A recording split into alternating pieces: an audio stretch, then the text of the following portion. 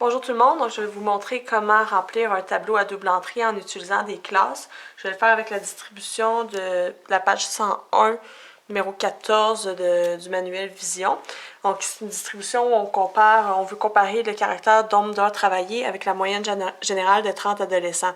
Puis on voit que le nombre d'heures travaillées va de 0 à 24 et que la moyenne va de 54 jusqu'à 85. Donc quand je vais faire mon tableau à double entrée, c'est sûr que je peux pas faire 24 rangées puis 30 colonnes. Ça sera pas significatif, ça va être trop long à faire puis c'est pas une bonne façon de faire. Donc ce qu'on veut faire, c'est regrouper en classes.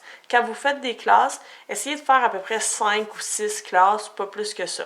Donc ici, j'ai identifié les heures pour le vertical, puis la moyenne pour l'horizontal. Vous pouvez choisir absolument X en bas, Y en haut, mais ça dépend là, des manuels et des cahiers, donc vous pouvez choisir.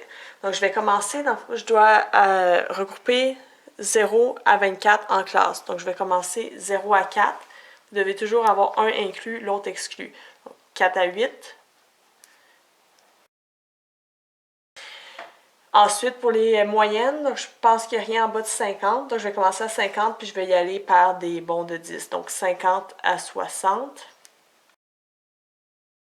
Donc, pour remplir mon tableau, je vais vraiment une donnée à la fois. Je vais aller faire une petite ligne dans la case qui correspond. Donc, la première donnée, c'est 0 heure, moyenne de 85.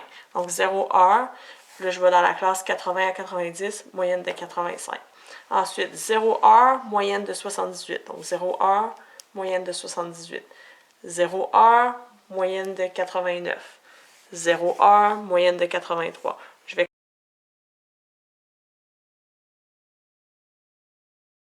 Donc maintenant, j'ai fini de comptabiliser tous les points, donc je vais juste mettre en chiffres plutôt qu'avec les petites barres, donc 300.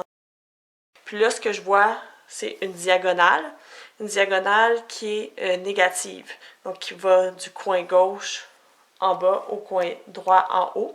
Ce que ça veut dire, c'est que c'est une corrélation qui est quand même forte à cause de la diagonale. Puis en plus, je vois que les chiffres au centre de la diagonale sont plus élevés et que c'est une corrélation négative, ce qui veut dire que plus un adolescent travaille d'heures dans son travail, c'est pas des heures d'études, là, c'est des heures d'un travail rémunéré, plus sa moyenne générale va être basse. Donc quand les heures augmentent, la moyenne diminue. Donc c'est la corrélation qui est faite ici.